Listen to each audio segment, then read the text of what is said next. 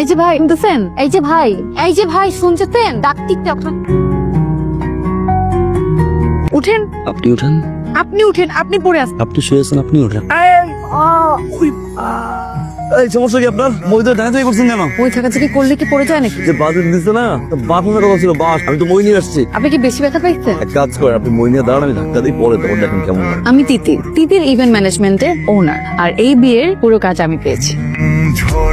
আমি আমার তো সেটাই প্রশ্ন, আপনি কে? সালমান। আপনি সাদমান? আপনি ডেকোরেশনের লোকজন নিয়ে এখান থেকে বিদায় হন।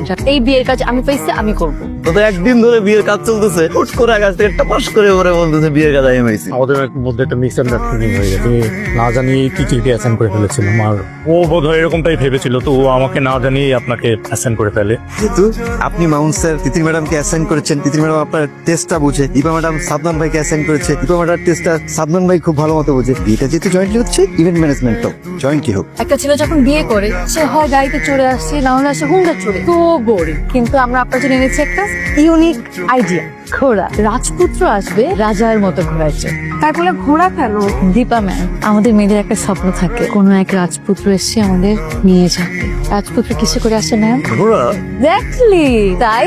আপনি তো আমাদের রাজপুত্র, আপনার জন্য আমরা একটা ঘোড়া এনেছি উইথ অ্যান্টিক সিট। আপনি এই সিটে বসে টকবক করে চড়ে আমাদের দীপা ম্যাম ফ্রিতে চলে আসবেন।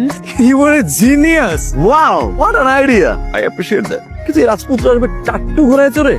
তো ঘোরা এই ঘরে তো মাল টানে। আপনি তো মাল না যে আপনাকে হচ্ছে এই ঘোড়া মাল টানে, আর সেকেন্ড যে হচ্ছে এটা মহিলা ঘোড়া। এটা বিয়ে বাড়িতে হাজার মানুষ, কেউ ছবি তুলবে, কেউ ভিডিও করবে, সোশ্যাল মিডিয়া জেনারেশন। বিয়ে বাড়ির ভিতরে কেউ যদি ভিডিও করে পোস্ট করে আপলোড দেয়, টাট্টু ঘোড়ার পিঠে গাধা এরকম ক্যাপশন দিয়ে, রাজপুত্র আসবে রাজপুত্রের মতো এরকম একটা ঘোড়ায় চড়ে, লাইক দিস।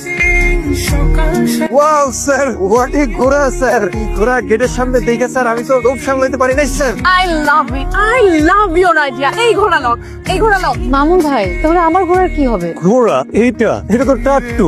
এই বাচ্চাদের ঘাস খাওয়াও। এটা ছাগলের ডাক।